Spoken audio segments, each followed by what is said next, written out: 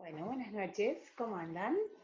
Terminando un núcleo más, donde vamos a hacer uso de toda la tecnología blanda de Mary para poder encarar, para poder ponernos a pensar en esto que es la salud con perspectiva de género. Extraño siempre no poder tener clases de manera presencial con ustedes, pero debo confesar que en este caso en particular, voy a extrañar la mirada de ustedes y fundamentalmente la mirada de las alumnas, de las estudiantes. ¿Qué pretendo con esta clase? ¿Qué pretendemos con esta clase? Pretendemos hacer ruido, incomodar, molestar, subvertir, trastocar, ponernos a pensar. Quiero que se queden pensando, fundamentalmente eso. Quiero que cuando terminen la clase y cierren la computadora, quiero que esto los deje regulando, ¿sí? Quiero que sea una clase políticamente incorrecta. Quiero que escuchen un montón de frases en el transcurso de la clase que los sobresalten. Si hacemos eso, misión cumplida, ¿sí? ¿Qué es esto de la salud con perspectiva de género? Esta va a ser una clase eminentemente política y feminista. No podemos pensar en la salud con perspectiva de género si no dimensionamos de manera política la historia de las mujeres como sujetos sanitarios.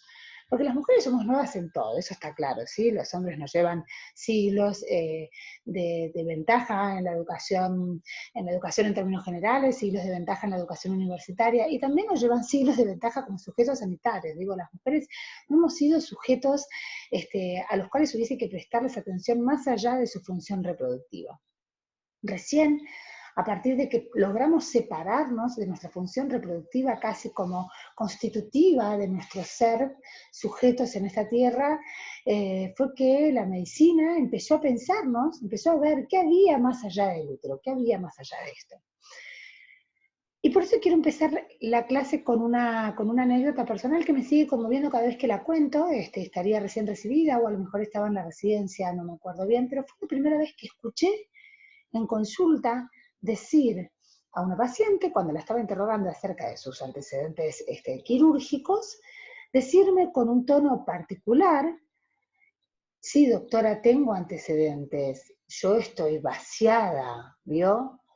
Me acuerdo que me sobresaltó la frase estoy vaciada, me pareció tan contundente, tan fuerte, lo primero que se me vino a la cabeza en aquel momento y que se me viene actualmente cada vez que vuelvo a escuchar esa frase en el consultorio es, ¿vaciada de qué? ¿Vaciada de contenido?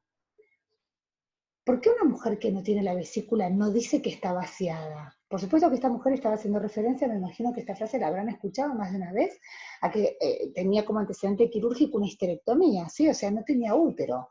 Pero bueno, una mujer que no tiene una mama, que no tiene un riñón, que no tiene la vesícula, no dice estoy vaciada, ¿sí? Solamente hacen referencia a este vaciamiento cuando hablamos de la falta de útero. La primera vez que la escuché me sorprendió tremendamente. Creo que años más tarde terminé de entender por qué me había sorprendido. En su momento no pude dimensionar el por qué. Sí fue una frase que me quedó resonando. Y dije, qué raro decir estar vaciada porque le falta el útero. Qué insólito. Años más tarde, a través de la lectura y de la reflexión, pude darme cuenta que no era insólito, que no era raro, que en realidad era producto de la historia, era un producto histórico y era un producto político, que las mujeres durante mucho tiempo habíamos tenido sentido como sujetos constructores de un proyecto de país en tanto y en cuanto tuviéramos útero. Y un poco de esto se trata este encuentro, de ver, por lo menos desde la década del 30 hasta la fecha, porque bueno, cuando uno hace historia tiene que poner un mojón de largada. En el caso de la Argentina, somos un país tan nuevito que es fácil poner un mojón de largada, porque nunca va a ser de más de 200 años. eh, Vamos a tratar de recorrer desde la década del 30 a la década del 60, que es cuando surgen las píldoras anticonceptivas como el gran evento e invento parteaguas, el que marca un antes y un después, el que logra separar la sexualidad de la reproducción. Vamos a ver cómo se viene gestando previamente esta historia de mujer en nuestro país, en la región, pero fundamentalmente en nuestro país. ¿Qué significaba en nuestro país ser mujer? Vamos a hacer este recorrido primero para después pensar qué pasa con la medicina, qué pasa con la epidemiología, qué pasa con la corporación médica, qué hace con este nuevo sujeto femenino una vez que se separa su función reproductiva. ¿Sí? Bien, vamos a corrernos un poquito para arriba, así podemos ver el texto. A ver, vamos a situarnos a fines de lo que se llamó la generación del 80, ¿sí? Entre fines del siglo XIX y principios del siglo XX. Entre 1890 y 1930, la Argentina transitó un proceso que se conoce como transición demográfica. Un proceso de la demografía que caracteriza cambios poblacionales que tienen que ver con una baja en la mortalidad, pero fundamentalmente una baja en la natalidad. Es un proceso que atraviesan los países cuando se pasa de una fecundidad natural a una fecundidad regulada, ¿sí? En este momento, digamos para 1930 aproximadamente, la Argentina había llegado a 30 nacimientos cada 1000 habitantes. Esto quiere decir que si para 1890, 1887, una mujer al finalizar su vida reproductiva tenía un promedio de 5 hijos, para 1930, 40 años más tarde, digamos en muy poco tiempo, una mujer al finalizar su vida reproductiva tenía un promedio de 2 hijos, ¿sí? Ustedes se podrán preguntar, ¿y cómo se regulaba tanto la fecundidad? ¿Cómo se pudo regular tanto la fecundidad en 40 años si todavía no existía, no existían los métodos anticonceptivos hormonales que son los de mayor efectividad? Bueno, parece que según las historiadoras de la época, Dora Barranco fundamentalmente y Marcela Nari, que han trabajado digamos, de manera muy, muy profusa en ese tema, el coito interrumpido era la estrella de la planificación familiar. Pensemos un momento en esto, que esta estrella de la planificación familiar, digamos, un método que dependía pura y exclusivamente de la voluntad de los hombres. Me permito hacer una digresión, ser irónica, digo, un método que dependía pura y exclusivamente de la voluntad de los hombres, fue tan efectivo como para lograr un descenso en la tasa de natalidad tan marcada en solo 40 años. Bueno, estas historiadoras sostienen que no, que si bien el coito interrumpido era la vedette, digamos, de la planificación familiar, también existían muchos métodos femeninos del conocimiento popular femenino, como por ejemplo la prolongación de la lactancia, algunos métodos químicos, ya se habían empezado a usar en esa época. Bien, esto instala un mito que se mantuvo muchísimos años, que muchos de ustedes habrán escuchado hablar, el mito del país vacío. El mito del país vacío que hace que la generación de los 80, la generación del 80, quiero aclarar que es la generación de fines de 1800, ¿sí? Que hace que la generación del 80 tenga como uno de sus lemas políticos esto de que gobernar es poblar. Vamos a volver muchas veces a lo largo de esta clase a este lema de gobernar es poblar. ¿Poblar con quiénes? Poblar con quiénes era para la generación del 80 la cuestión, ¿sí? No era poblar con cualquiera.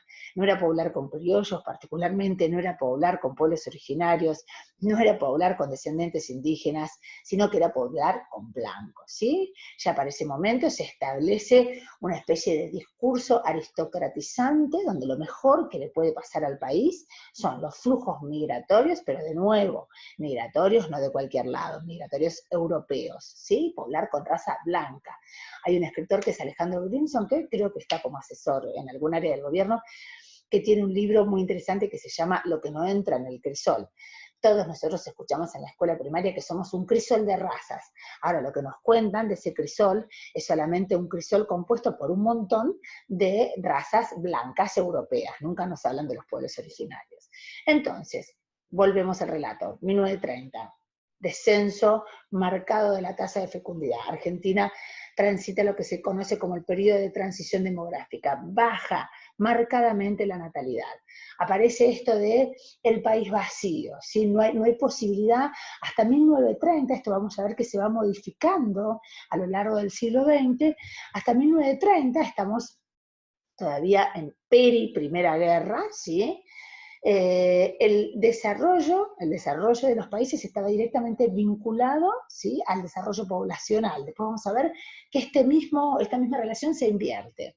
Entonces, el país empieza a adoptar políticas severas, ¿sí?, para estimular la fecundidad femenina. Y acá aparece este concepto de los úteros públicos, ¿sí? Aparecen las mujeres como sujetos políticos, dirán ustedes, no, como sujetos políticos no, como herramientas en todo caso. Como herramientas puestas en función de la geopolítica de una clase dirigente. Coincide también que para ese periodo el Código Penal de 1887 se modifica en 1921, el Código Penal que tenemos hoy en día, y aplica penas mucho más severas, ¿sí?, por aborto. La influencia de la Iglesia Católica siempre lo fue, pero en ese momento se vuelve muy contundente. uno de sus voces más salientes, Bunge, un demógrafo y economista, es el que directamente esboza, sin prurito, esto de que había que fomentar la natalidad, pero la natalidad selectiva por clase social. La preocupación de la Iglesia Católica expresada a través de algunos de sus voceros, como por ejemplo Bunge, era no era solo el descenso de la natalidad, sino era que los que habían dejado de tener hijos eran los blancos, mientras que en cambio los negros seguían teniendo un montón de hijos. Ese era el subtexto que estaba por detrás de muchos de los manifiestos de la Iglesia Católica en esa época. Y por supuesto lo que hoy llamamos los medios de comunicación, que en ese momento no existían como tal, no eran medios de comunicación, sino que eran las revistas de circulación, que también tenían un discurso hegemónico donde se instaba a las mujeres a ocupar su rol natural, digamos, contribuyendo a la consolidación de la nación y manteniendo los valores cristianos. ¿Cómo hacíamos? De nuevo, los úteros públicos, las mujeres, herramientas de la geopolítica, del poder dominante, para contribuir a la consolidación de la nación, teniendo hijos.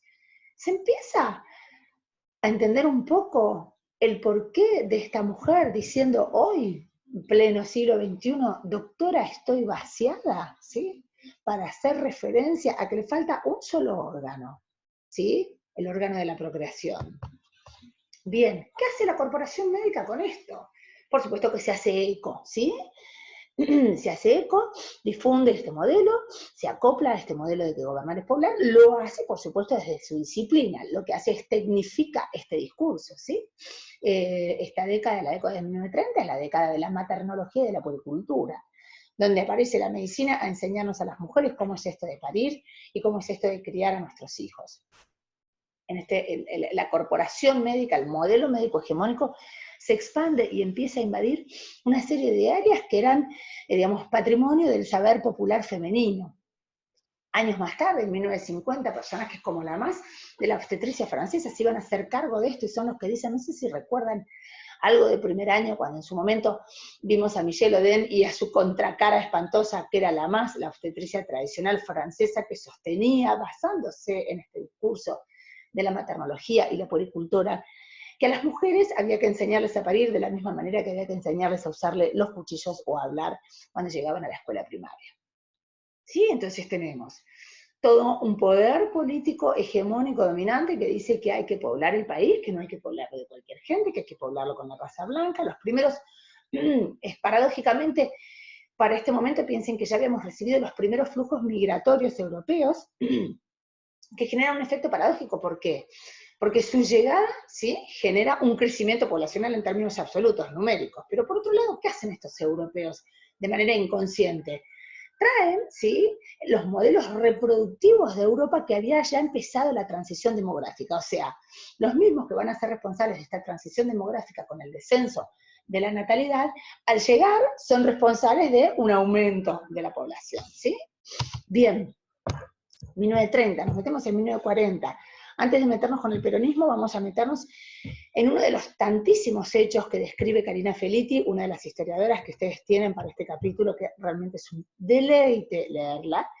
Dentro de los tantísimos hechos que ella describe en este periodo histórico, hay uno que tiene particular relevancia, que es el primer Congreso Poblacional Argentino, organizado por el Museo Social Argentino, ¿sí?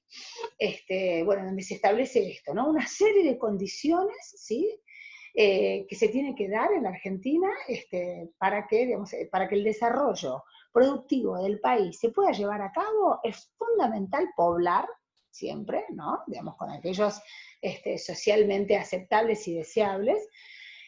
Bueno, y se sacan un montón de conclusiones en este primer Congreso Nacional de Población Argentina, donde hay una que es muy graciosa. Muchos de los que concurren empiezan a preguntarse qué es lo que pasó, qué es lo que generó este descenso en la tasa de natalidad. Entonces hay uno de los argumentos que es algo así, que se lo atribuyen al relajamiento de la moral familiar cristiana y fundamentalmente a la empleomanía femenina. Ya para ese momento, un gran porcentaje de mujeres estaba empezando a entrar lentamente al universo laboral. Ingreso que se va a exponenciar y a potenciar a partir de la década del 40 con el peronismo. Respecto al peronismo también, estas historiadoras feministas, Karina Felitti, Dora Barrancos, Marcela Nari, discuten mucho, primero porque es un periodo fundante en términos sociales en nuestro país, fundante en todo, lo es también fundante en las cuestiones vinculadas al género, y porque además en cuestiones sanitarias a nosotros nos resulta fundante, a nosotros digo los médicos. Entonces lo que discuten es, ¿fue promaternalista o fue pronatalista? Digo, ¿estimulaba a las mujeres solo a tener hijos o en realidad lo que hacía era protegía a la madre y al niño? Bueno, Felitti no deja cerrada esta hipótesis, plantea, sino, digamos, una serie de variables. Dice que por un lado, a ver, las políticas sociales y el bienestar socioeconómico que se consigue sobre todo con el primer peronismo, influyen sobre las familias, digamos, con un repunte demográfico que a su vez acompaña un fenómeno regional y mundial que era el baby boom, ¿sí?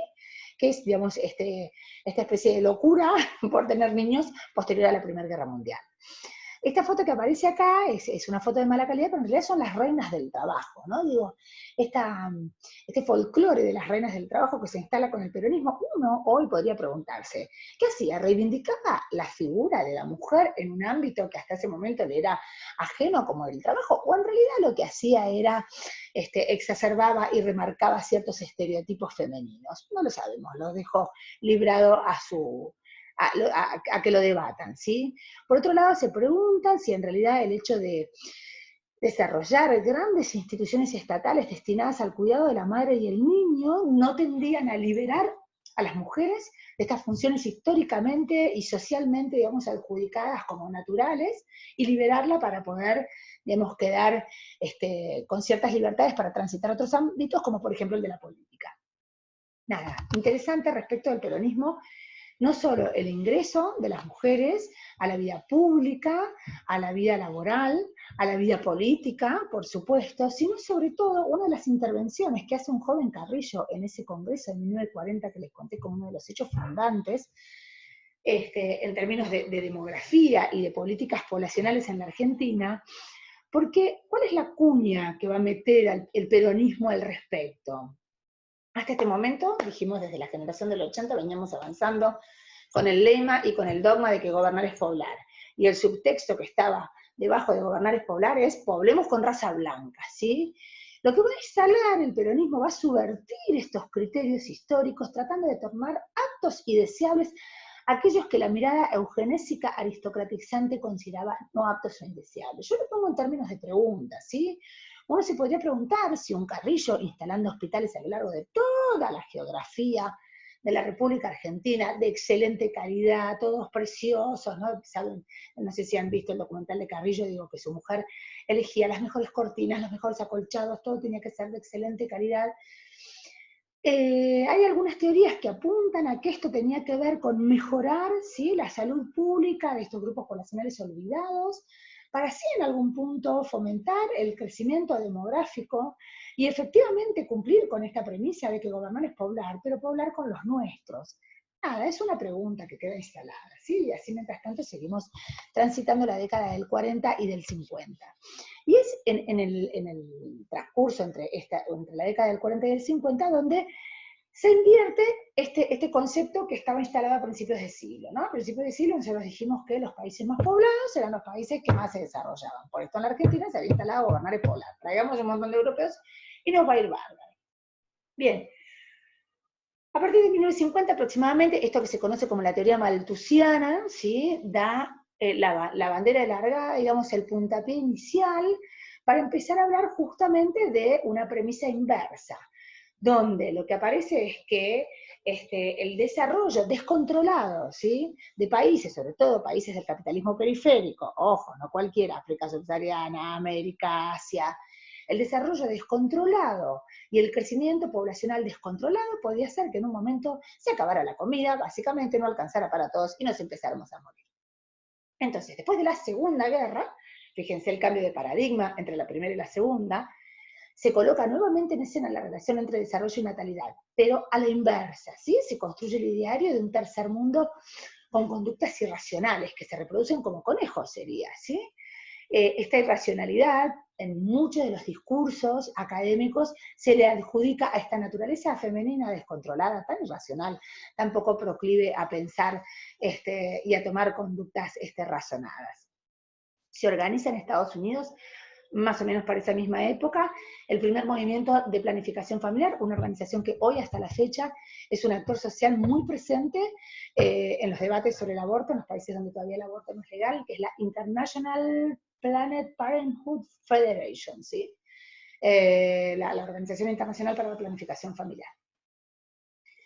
Para 1957 aproximadamente se crea la CELADE, ¿sí? Y se instrumenta todo un programa de control parental en América Latina. Aparece esto de, años más tarde va a aparecer un libro que se llama The Population Bomb, ¿no? Que esto de la bomba del crecimiento popular, ¿sí? Entonces, digamos, Estados Unidos, ¿sí? Porque todos estos organismos tienen un fuerte peso de estos países del capitalismo central, establecen todo un programa de control poblacional al cual nuestro país tiende a resistirse, ¿sí? Aproximadamente para esa misma fecha, no recuerdo exactamente la fecha, pero para esa misma fecha toma rango constitucional esto de proteger la vida desde la concepción, ¿sí? Con lo cual nuestro país ofrece en muchos aspectos una gran resistencia a estos programas de control poblacional. Bien, y así nos vamos metiendo lentamente en la década del 60. ¿Quiénes son estos dos señores? Pincus y Rock, ¿sí? Son dos médicos que se pusieron en contacto, que pusieron en contacto dos mujeres, ¿sí? Al lado de estos hombres hubo dos grandes mujeres, o por delante de estos hombres hubo dos grandes mujeres porque fueron aquellas que los contactaron, que los pusieron en contacto y que los financiaron, ¿sí? Margaret Sanger y Catherine McCormick. Margaret Sanger, enfermera. Catherine McCormick en realidad es una feminista con muchísimo dinero, mientras que Margaret Sanger es una enfermera que ella cuenta en sus memorias, creo que esto aparece también en el libro de Felitti, alguna vez que le estaban haciendo un legrado a una paciente y que la paciente le por un aborto mal practicado y la paciente le dice al médico, doctor, ¿qué hago? ¿Qué hago? No quiero tener más hijos. Y el médico le dice de manera graciosa, se supone, no sé señora, váyase a dormir al techo. La próxima vez, a la vez siguiente que Margaret Sanger volvió a ver a esta mujer fue muerta por un aborto séptico, ¿sí? Bueno, estas dos mujeres son las que contactan, dos militantes, dos máquinas, contactan a Pincus y Rock, los financian cuando nadie en ese momento los quería financiar, ya estaban cada uno por su lado muy avanzados en esto de trabajar el tema de la progesterona como en ovulatorio. Bien, los primeros ensayos se hacen, esto sería materia, digamos, de todo otro seminario, que es el tema de la perspectiva de derechos humanos y de la bioética, que por suerte creo que lo tenemos a fin de año. Los primeros ensayos se hacen con mujeres esquizofrénicas y varones psicóticos institucionalizados, y el paso siguiente fue ampliar la escala y el lugar elegido fue Puerto Rico, que era uno de los lugares a los que hacía referencia este libro de Population Bomb, digamos, en Puerto Rico era mirado por estos organismos de control poblacional del tercer mundo, era mirado como como un laboratorio social donde urgentemente había que aplicar políticas de control natalista urgentes, ¿no? Es interesante lo que dice Felitti, como los ensayos y los escritos de esa época le atribuían a la naturaleza latina y a las mujeres latinas también un comportamiento descontrolado, y que eso era la causa del empobrecimiento y del escaso desarrollo puertorriqueño. No en absoluto el hecho de que Estados Unidos le tuviese la pata encima, no, por supuesto. La causa de la falta de desarrollo en realidad eran las mujeres descontroladas de Puerto Rico. Bueno, acá también es muy interesante, no nos vamos a meter mucho con esto para que no se haga largo, pero es muy interesante cómo se enfrentan, esto lo vamos a retomar ahora, unas diapositivas más adelante. Es muy interesante porque cuando se hace este gran ensayo en Puerto Rico, las feministas puertorriqueñas, por supuesto, argumentan que esto es violatorio de los derechos humanos, violatorio de la autonomía femenina, mientras que las puertorriqueñas, negras y pobres, dicen, no me importa, no quiero tener más hijos, me ofrezco como conejillo de indias. Tengan en mente esto porque vamos a retomar un concepto más adelante que es clave para entender esta diferencia entre las feministas blancas y negras. Bien, fíjense cómo hasta ahora transitamos 3 décadas enteras donde aparentemente las responsables del desarrollo productivo en potencia o de la tragedia productiva de toda una región como América Latina son las mujeres y sus úteros. ¿Sí? ¡Qué colosal! Bien, finalmente en 1957 se lanza al mercado el primer preparado conocido como Enovid, formulación que tenía 10 miligramos de norepinedrol, y fíjense qué divertido esto, 0,15 de mestranol. Este estrógeno en realidad fue mezclado por error en el proceso de fabricación, así cuentan los inventores de la píldora anticonceptiva, y se dejó porque se comprobó los efectos que tenía este derivado estrogénico reduciendo el sangrado. Inicialmente la FDA no se anima a promoverla como, digamos, método de planificación familiar, sino que sale en 1957 como para tratar desórdenes ginecológicos. Recién 3 años más tarde, fíjense la resistencia que había, 3 años más tarde se autoriza la comercialización como anticonceptivo, ¿sí? Finalmente las mujeres volvían a tener en sus manos la posibilidad de separar, ¿sí?, el acto de separar la sexualidad de la reproducción, ¿sí? Volvían a tener la autonomía. Yo puse acá abajo esto de la revancha de las brujas de Federici es una realidad. Silvia Federici es una autora feminista que tiene dentro de sus múltiples escritos, uno por ahí de los más emblemáticos, que es Calibán y la bruja, donde ella inicia una investigación histórica, entre otras cosas, digamos, su hipótesis histórica, digamos, formula que parte de la quema de las brujas, de la persecución y quema de las brujas por parte de la Santa Inquisición, tenía que ver, entre otras cosas, porque eran las brujas, las mujeres, las que entre ellas lograban controlar la natalidad y fundamentalmente dotarse de autonomía y de jerarquía, ¿sí? Eran las que ayudaban a las mujeres a parir cuando querían parir o a abortar cuando querían abortar. Bueno, esta es una teoría de Federici. Entonces, años más tarde, en 1960, cuando las mujeres vuelven a través de la adquisición de esta píldora a tener autonomía acerca de si quieren o no regular su fecundidad, si quieren o no tener hijos, cuándo tenerlos y de qué manera, es lo que a mí me lleva, digamos, a poner esto de que la revancha de las brujas de Federici a partir de 1960 se vuelve una realidad. Se ha escrito, hay mucho escrito sobre lo que significó para la vida de las mujeres el lanzamiento de la píldora anticonceptiva. La revista Newsweek, que es una revista muy popular, de circulación muy popular en Estados Unidos, en 1980 creo, cuando se cumplía el aniversario de los 20 años del o cuando estaba, digamos, creo que recabando los 10 eventos más importantes del siglo, ¿sí? Bueno, la píldora anticonceptiva estaba para la revista Newsweek en aquel momento como uno de los eventos más relevantes del siglo por los efectos sociales y políticos y geopolíticos que había tenido. En lo que respecta a este encuentro, en este momento la mujer para la medicina, oh sorpresa, deja de ser algo más que un útero y un aparato reproductivo.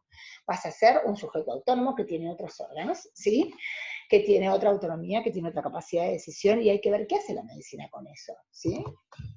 Bien, de manera, digamos, coincidente, aproximadamente en la misma década del 60, junto con la aparición de la píldora anticonceptiva, hay una serie de fenómenos sociales, como por ejemplo el ingreso más masivo de las mujeres al mundo del trabajo, y sobre todo el ingreso de las mujeres de los sectores medios, por supuesto, y de las grandes ciudades, a las universidades, hace que las mujeres empiecen a ganar cierta visibilidad pública.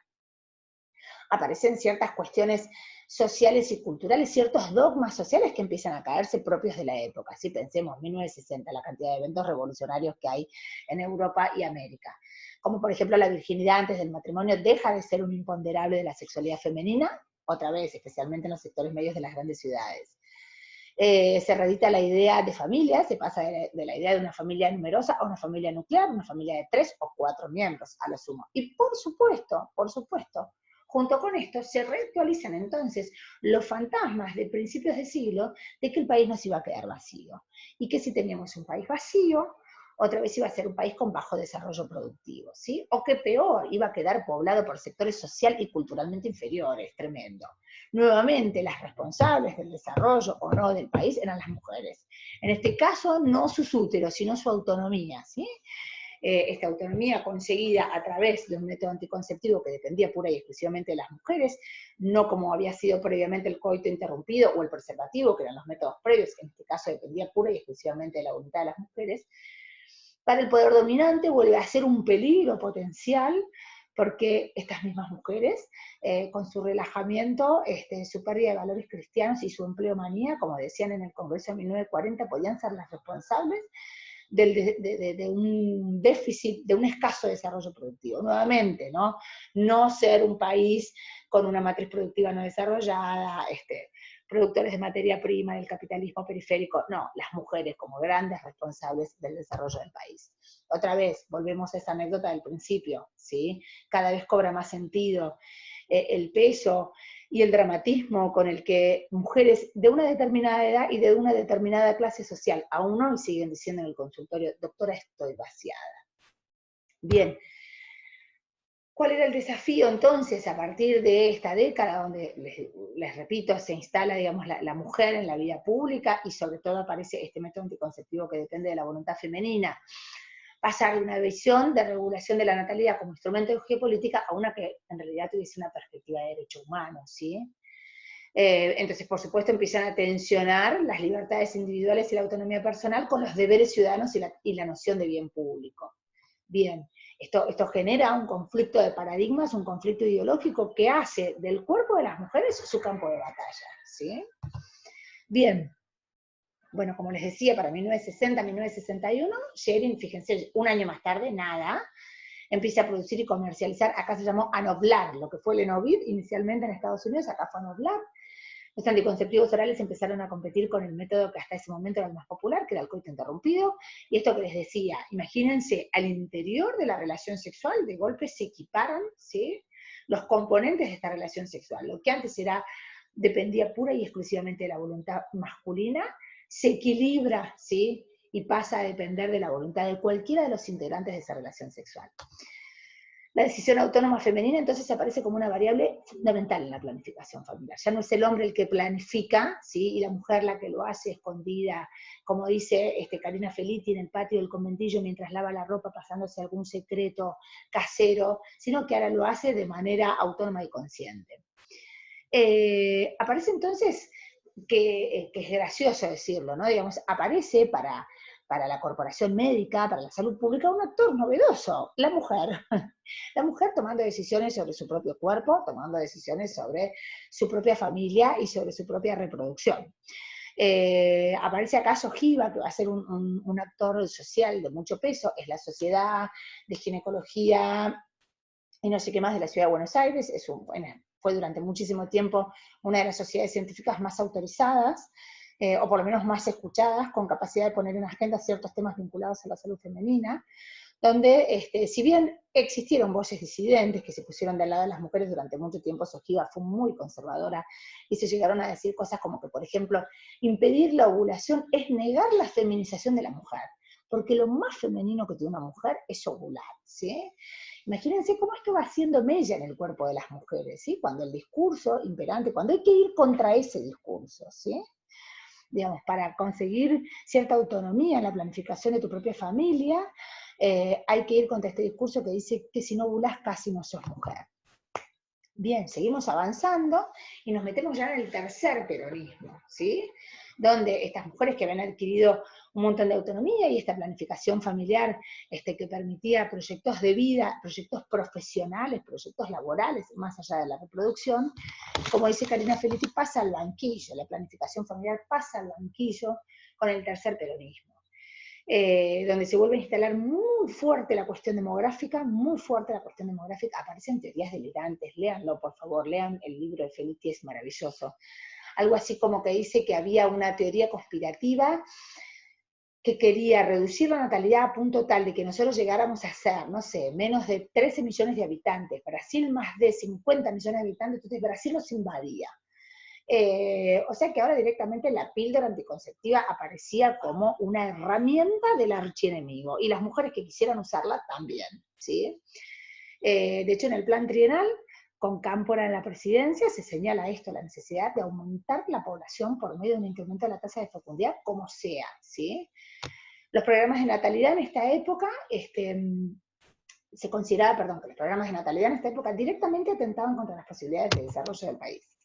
Las medidas que buscaron estimular justamente la natalidad en esta época oscilaron entre el estímulo y la coerción. El estímulo, un montón de asignaciones por nacimiento, asignación prenatal a partir de la declaración del embarazo, jardines maternales, nuevas leyes de contrato de trabajo que mejoraban las situaciones de las mujeres, el tema de la licencia por embarazo, y coercitivas, algunas muy graciosas, como por ejemplo que en una época en nuestro país piensen esto, es increíble, donde las pastillas anticonceptivas tuvieron que ser compradas por triplicado, ¿sí? Piensen que hoy los psicofármacos son vendidos por duplicado. Bueno, una época con el loperreguismo en desarrollo social, donde los anticonceptivos en nuestro país tuvieron que ser comprados por triplicado, donde se canceló y se cuestionó severamente a todos los consultores de planificación familiar. Imagínense que te cuestionara la AAA, el consultorio de planificación familiar, capaz que lo cerrabas, ¿eh? Así que bueno, digamos, hubo toda una época de retroceso donde la mujer que hacía uso de este método de planificación familiar era severamente cuestionada como una mujer que atentaba contra los valores cristianos. Esto me parece muy divertido, es una revista del Partido Justicialista, fíjense, ¿no? Revista Las Bases, no sé si se alcanza a ver la fecha, pero tiene que ser de 1970 y pico, 73, 74, píldoras contra la familia argentina, siniestras organizaciones internacionales en descubierto. Bueno, esto nos atravesó, esto atravesó nuestra historia como sujeto médico, como sujeto sanitario, ¿sí? Bien, entonces, somos producto de esto, venimos de esta historia, ¿sí? Venimos de casi un siglo, ¿sí? Donde nuestra visibilización para la corporación médica, donde nuestra visibilización para la epidemiología, rama fundamental de la medicina, estuvo vinculada, nos veían en tanto y en cuanto indicadores de moro y mortalidad materna. ¿Sí? Digamos, los grandes debates que se habían dado respecto de las mujeres dentro de las pirámides epidemiológicas tenían que ver con ¿qué? Con dos cosas. Por un lado, con que vivíamos más que los hombres, entonces esto de tener estrógenos y tener nuestro músculo cardíaco más protegido parece que cancelaba el debate. Nadie se iba a preguntar entonces si vivíamos mejor o peor que los hombres. Todos habían dado por sentado que era un hecho que si vivíamos más, vivíamos mejor. ¿Sí? Y por otro lado, nos hacíamos visibles cuando aparecían todos los debates vinculados al amor y mortalidad materna. Después desaparecíamos de la agenda sanitaria. Bien, entonces, ¿qué es esto de transitar hacia una epidemiología feminista? Una epidemiología que vuelva a redimensionar la variable riesgo y vuelva a repensar, ¿sí? ¿Cuáles son los factores de riesgo para enfermar y morir? ¿Sí? Una epidemiología feminista que cuestione a la instalada hasta la fecha, que hizo aparecer ciertos factores de riesgo como válidos e invisibilizó otros. Nosotros podemos decir que el cuerpo femenino se independizó de su función reproductiva con la aparición de la píldora, por supuesto, eso marcó un antes y un después. Pero después el cuerpo femenino se perdió en la epidemiología dominante, ¿sí? Que estableció ciertos riesgos y invisibilizó otros, que son los que nosotros queremos sacar a la superficie. Entonces, una cosa que tenemos que asumir para poder hacer esto, para poder construir una epidemiología propia, es asumir a la epidemiología como un campo en disputa. Nada está dado y nada está cerrado, ¿sí? Es necesario repensar la dimensión política del concepto de riesgo y su relación con la práctica médica dominante. Esto que decimos recién, hay un alguien, así como hay un alguien que establece la norma y que dice que es normal y que es patológico, también hay un alguien que establece qué es riesgoso y qué no lo es, ¿sí? Y cuando yo hablo de riesgo, ¿sí? Hablo de un futuro deseado, porque cuando yo hablo de riesgo, la contracara de hablar de riesgo es hablar de la posibilidad de eliminar ese riesgo para conseguir un futuro deseado. Entonces, todo esto es lo que viene a cuestionar la epidemiología feminista. ¿Desde qué lugar lo hace? Desde un lugar de absoluta lógica que establece que la simetría evidente que se da en todos los aspectos de la vida cotidiana entre valores y mujeres, entre varones y mujeres, perdón, tiene que determinar diferencialmente el proceso salud-enfermedad, ¿sí? Si nos la pasamos hablando de determinantes sociales y hace más de 30 años que hablamos de determinantes sociales como aquellos que establecen las distintas formas de enfermar y morir en función de que estén o no presentes ciertos determinantes, ¿por qué no podemos pensar al género como un determinante social? Y es más, ¿por qué no podemos pensar al género, a la etnia y a la clase, ¿sí? Como variables que van a establecer perfiles epidemiológicos diferentes, ¿sí? Que van a requerir gradientes de cuidado diferenciales. Porque ¿para qué sirven los perfiles epidemiológicos si no es para establecer gradientes de cuidados diferenciales? ¿Sí? Porque, y acá es donde viene lo interesante del concepto de intersección, del cual hablábamos sin nombrarlo al principio de la clase, ¿sí? Si yo lo que quiero establecer son gradientes de cuidado diferenciales que me permitan asegurar o que me permitan caminar hacia la equidad, ¿sí? Tengo que estar pensando que hay ciertas variables que al atravesarse, ¿sí?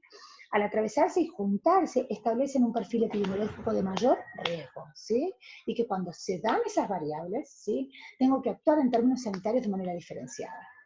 Entonces, cuando nosotros hablamos de la feminización de la pobreza, ¿sí? Queremos decir que ser mujer y ser pobre en este país establece un perfil epidemiológico de muchísimo riesgo. Entonces, por supuesto, no solo tengo que desarrollar e implementar una serie de medidas sanitarias para evitar que ese riesgo se produzca, ¿sí? Sino que lo que tengo que hacer es repensar qué hago con esas variables y qué hago, por qué esas variables están determinando un perfil epidemiológico diferente. Bien, Deborah Tajer, que es otra de las autoras que ustedes tienen, es interesantísimo el artículo. Piensen que este artículo de Débora es del año 2000, ¿sí? Es decir, 20 años, 20 años. Es tan visionaria, que termina diciendo, al final del artículo, cuando ella habla, dice, bueno, al final tiene un subtítulo que es algo así como la gestión política, políticas, digamos, destinadas a una epidemiología feminista. Y ella habla, qué loco, ¿no? Sin saber que 20 años más tarde iba a existir un Ministerio de la Mujer, ella habla en el año 2000 de crear áreas mujeres de gobierno, o sea, habla sin saberlo del Ministerio de la Mujer. Bueno, entonces, ¿de qué habla Débora? De cómo se distribuyen los riesgos de manera diferencial. Entonces dice, sí, la mortalidad masculina es mayor, sí, seguro, eso está claro. Es mayor sobre todo en dos rangos etarios, ¿sí? En dos rangos etarios es cuando se separa fuertemente la mortalidad masculina de la femenina. Entre los 15 y los 24 años, donde la mortalidad de los hombres está sobre todo vinculada a accidentes, suicidios y violencia, y a partir de los 40 años, entre los 40 y los 50 y pico de años, cuando la mortalidad masculina, diferencial respecto de las mujeres, está sobre todo vinculada a la patología cardiovascular. ¿Y qué señala ella? Algo que no se había señalado hasta el momento, porque solamente se hablaba de que unos morían antes. No tiene que ver, entre otras cosas, esta mortalidad masculina diferenciada con el ejercicio de una masculinidad hegemónica. Digo, hasta ahora solo la habíamos justificado con que los hombres tenían menos estrógenos, entonces su músculo cardíaco estaba más expuesto a sufrir eventos vasculares, los accidentes y los suicidios los habíamos vinculado a que la violencia callejera estaba más vinculada a los hombres que a las mujeres. Ahora, lo que se pregunta Débora es, ¿esto no tiene que ver en todo caso con una masculinidad hegemónica? ¿No tiene que ver entonces también con una cuestión de género? Las mujeres viven más, seguro. Viven hoy creo que es 78, 72, a ver, se llevan 5 o 6 años. Ahora, esta sobrevida de las mujeres se da con una sobrecarga de discapacidad y en peores condiciones socioeconómicas por el aumento de la pobreza femenina, ¿sí? Cuando nosotros analizamos la pobreza en nuestro país y la miramos al interior de ese porcentaje de pobres, nos vamos a dar cuenta que la mayoría de esos pobres son mujeres y niños, ¿sí? Entonces, vivo más, ahora sí, con una morbilidad tremenda. Entonces hay que revisar esto, no es solamente cuestión de vivir, sino de qué en condiciones se vive, ¿sí? ¿Y a qué está vinculada esta mayor morbilidad femenina? A muchísimas cuestiones, a la falta de acceso al mundo laboral, a la sobrecarga por que no se respeta, digamos, porque sigue, digamos, prefijada la división sexual del trabajo y las mujeres siguen expuestas a lo que se llama primera, segunda y tercera jornada, una, dos y triple jornada, ¿sí? Inclusive, Débora Tajer habla de algo que me llamó poderosamente la atención, dice que en términos de salud mental asistimos a una epidemia de tristeza, como resultado del impacto psíquico que tiene vivir cotidianamente situaciones de malestar ligadas a injusticias por un lugar social subordinado, ¿sí? A mí me pasó, no es que quiera ser autorreferencial, pero me pasó durante varios años, yo fui gerenta médica de una obra social junto con un compañero, ¿sí? O sea, la gerencia médica que funcionaba de 9 de la mañana a 6 de la tarde, yo estaba de 9 a 1 y mi compañero, que era un médico de la terapia intensiva del Argerich, estaba de 1 a 6. Teníamos el mismo sello, decía gerente médico, teníamos la misma responsabilidad, y mi compañero ganaba 30% más. Y lo tremendo de todo esto es que los honorarios fueron fijados frente a los dos, ¿sí? Ustedes podrán decir, bueno, era una obra social sindical, tremendo, fue todavía, lo recuerdo como un episodio de extrema violencia cotidiana, ¿no? Entonces cuando yo leía esto de Débora Tajer, esta epidemia de tristeza como resultado de este impacto psíquico de vivir cotidianamente esto de que te corren a un lugar subordinado, claro que debe ser tenido en cuenta cuando uno piensa en una epidemiología feminista. Bien, entonces vamos a desarmar este concepto de riesgo. Riesgo es un concepto polisémico, esto quiere decir que tiene un montón de acepciones. Para la epidemiología clásica es un concepto operativo, ¿sí? ¿Cómo se define? Como la probabilidad de que un evento ocurra en una población específica en un tiempo determinado, ¿sí? Ahora, lo que nosotros nos tenemos que preguntar es si el género femenino es un factor de riesgo. ¿Acaso la esperanza de vida de las mujeres no es mayor? Este dato no tendría que salir a la discusión, ya vimos que no, ¿sí? Las mujeres vivimos más, pero en peores condiciones. El género es para nosotros un determinante social. Debe ser para nosotros un determinante, ¿sí? El género solo no. El género junto con la clase, junto con la raza. No es lo mismo ser mujer de Recoleta, que seguro que va a sufrir un montón de injusticias por el solo hecho de ser mujer, que ser mujer de un barrio urbano marginal de Quilmes, ¿sí? Donde les puedo asegurar que va a sufrir las mismas injusticias que la mujer de Recoleta, a la cual se le van a sumar un montón más por una cuestión de clase, ¿sí? Y que las dos injusticias y las dos inequidades van a generar perfiles epidemiológicos diferenciados. Esta misma autora escribe, probablemente lo veamos en otro momento, tiene un artículo muy interesante acerca del impacto del aborto en las adolescentes o jóvenes de clase media, media acomodada, y el impacto del aborto en las adolescentes de clase desfavorecida, de barrios vulnerables. Entonces, como el impacto en una es psíquico y en otra es físico, ¿sí? En las dos existe, pero es distinto, porque el impacto físico en las adolescentes que se realizan un aborto vulnerables, muchas veces el impacto físico es perder la vida. Por eso digo esto de la intersección, no es lo mismo ser mujer que mujer pobre. Bien, y acá es donde aparecen estas políticas que está llevando adelante el Ministerio de la Mujer, que apuntan, entre otras cosas, a una epidemiología feminista, ¿sí? Porque lo que establece, digamos, el Ministerio de la Mujer, que quiero contarles que trabaja con el Ministerio de Salud y trabaja con una docente de la escuela que es Analía Rearte, o sea, tengo la fortuna de conocer a Laurana Malacalza, que es del Ministerio de la Mujer, que trabaja con Analía Rearte, docente nuestra de epidemiología del Ministerio. Lo que están tratando de buscar y establecer es una relación directa entre las condiciones sanitarias y el uso del tiempo libre de las mujeres. Pasándolo en criollo, ¿qué quiere decir? Que si una mujer tiene que trabajar 3 veces más porque sale, labura, igual que un hombre, cobra 30% menos, pero además vuelve a la casa y tiene que hacer todo el trabajo de un hombre. Ni les cuento si además adentro de esa casa hay un niño o un anciano enfermo, ¿sí? Donde está escrito, están la última encuesta del INDEC, es del 2014, las diferencias son abrumadoras. Entre un 20 y un 30% de tiempo superior es el que dedican las mujeres al cuidado, a las tareas domésticas y al cuidado familiar. Y es muy interesante ver esa encuesta separada, desagregada por provincias. Hay provincias como Salta, ustedes saben lo conservadoras que son las provincias de Noa, donde la diferencia cuando se evalúan, por ejemplo, las diferencias en el cuidado de niños o de ancianos, llega a ser del 60%. 60%, ¿esto qué quiere decir? 60% más de tiempo destina una mujer al cuidado de los niños al interior de un hogar, ¿sí? Esa misma mujer que sale, trabaja probablemente la misma cantidad de horas que el hombre y gana un 30% menos. Pensémoslo, con cierta lógica médica. Esto no tiene que generar un perfil epidemiológico particular, esto no tiene que requerir un gradiente de cuidado particular, esto no merece la planificación de una atención sanitaria particular. Claro que sí, sí. Digo, ¿pueden pensarse iguales indicadores sanitarios cuando las mujeres perciben en promedio un 28% menos de salario a igual trabajo que los hombres? ¿Pueden pensarse iguales indicadores sanitarios cuando las mujeres dedican en promedio un 30% más de su tiempo libre al cuidado de niños y ancianos al interior del grupo familiar? Todos sabemos que no van a transitar de la misma manera el proceso de salud, enfermedad, atención y cuidado, ¿sí? Y nosotros, como profesionales de la salud, estamos obligados a pensar en una epidemiología que contemple el género, la clase y la raza como determinantes fundamentales a la hora de enfermar.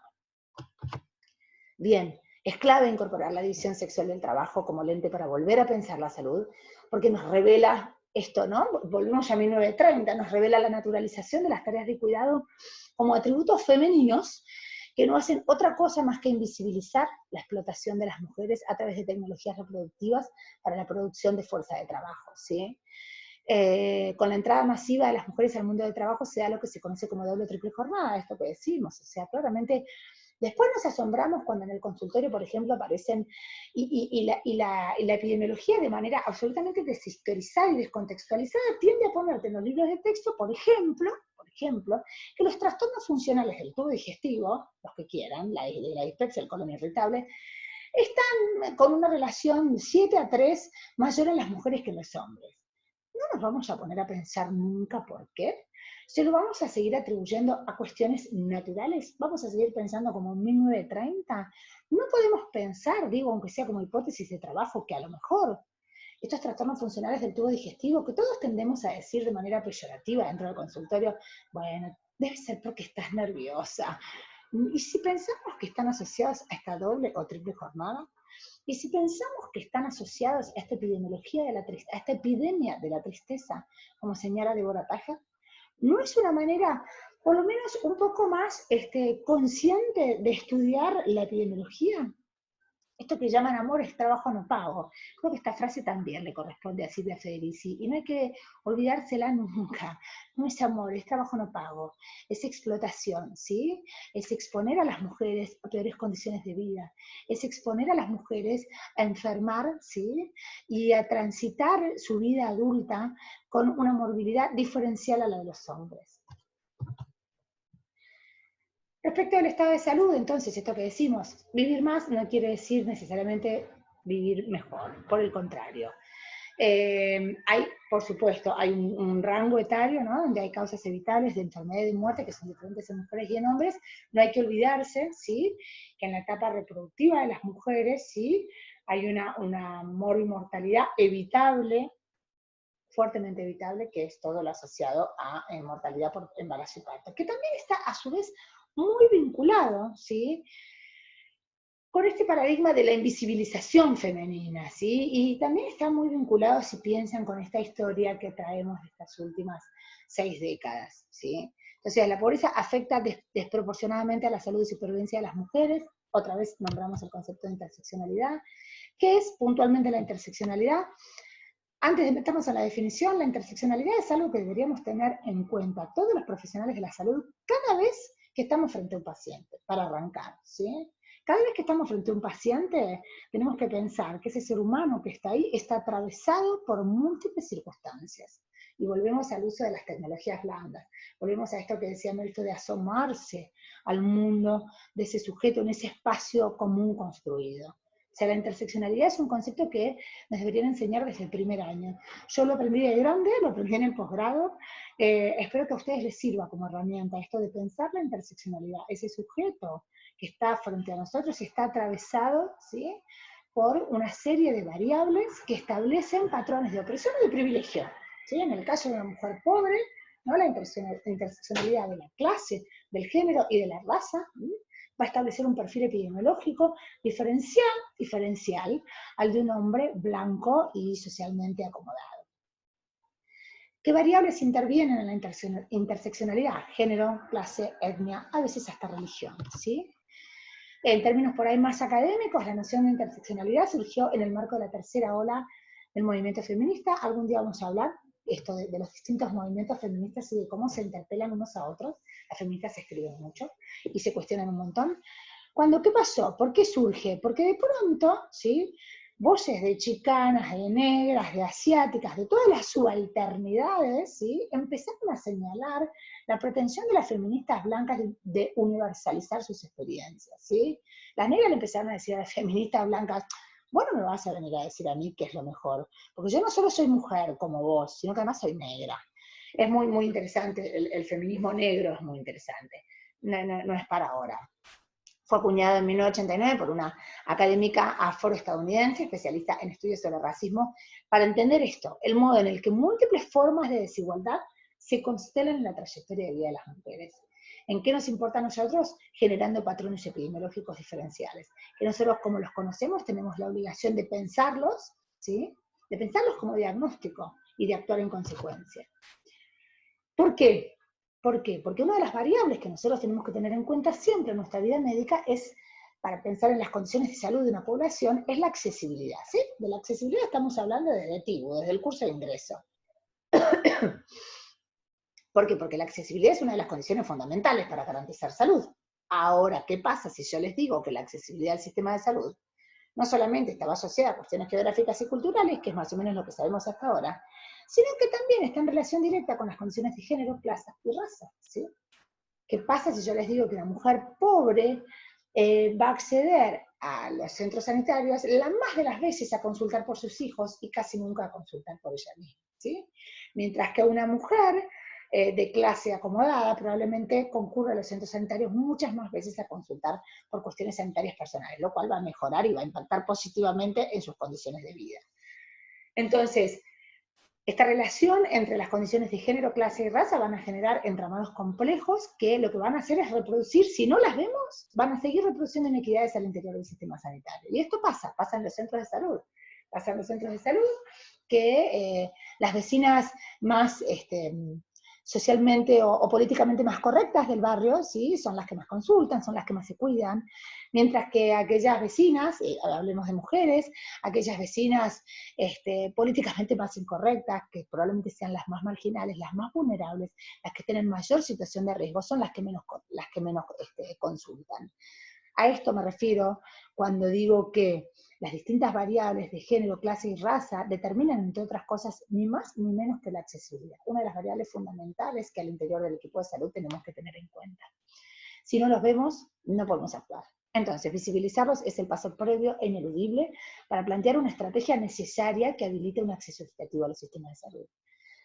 Si no lo vemos, no podemos actuar. Vamos de nuevo. O sea, visibilizar, ¿sí?, la inequidad en el acceso a la salud por condiciones de género y clase es la primera estrategia para seguir pensando después. Primero lo tenemos que mostrar, tenemos que hablar de género, tenemos que hablar de inequidad al interior de los sistemas. Podríamos estar horas hablando. Podríamos hablar horas de inequidad, si quieren, también de inequidad al interior de los equipos médicos, ¿no? Como la medicina, que es una profesión que claramente se ha feminizado, pero no se ha feminizado en todas sus áreas, ¿sí? Las áreas con mayor atribuciones de poder, que son las áreas quirúrgicas, siguen siendo netamente masculinas. Lo que se ha feminizado de la profesión son todas las especialidades más clínicas, la clínica, la pediatría, la enfermería, ni que hablar, mientras que, les repito, las que siguen detentando el poder hegemónico, dentro de la corporación médica siguen siendo netamente masculinas, ¿no? Esto de las profesiones y especialidades con menor poder al interior del colectivo sanitario son las femeninas. Vamos cerrando. La verdad que, les repito, ojalá esta clase la podamos repetir presencialmente y pelearnos y debatir y sentar posturas y disensos, pero quiero cerrar con parte del prólogo, del prólogo que hace Dora Barrancos de un librito que también está incluido en la bibliografía que se llama Salud Feminista, que es el compilado, ¿sí?, de un montón de escritoras feministas haciendo referencia a distintos aspectos sanitarios. Y Dora en el prólogo dice, para ponernos a pensar, la naturaleza no sabe qué se llama naturaleza. Su lenguaje es el que hemos inventado. Es una arbitraria operación mediadora con la que damos por sentados principios y leyes. Conviene abdicar de su prepotencia y hacer de la salud un estatuto libertario. Ojalá haya logrado incomodarlos, ponerlos a pensar, hacerlos reflexionar, dejarlos pensando, que se puedan sentar a discutir con sus familias o entre ustedes, y ojalá esto termine y podamos encontrarnos en clase para discutir estos temas personalmente. Nos vemos el martes que viene, si Dios quiere, o sea, no el martes 26, sino el martes 2 de junio, que vamos a tener una nueva actividad en vivo. Les mando un cariño enorme a todos.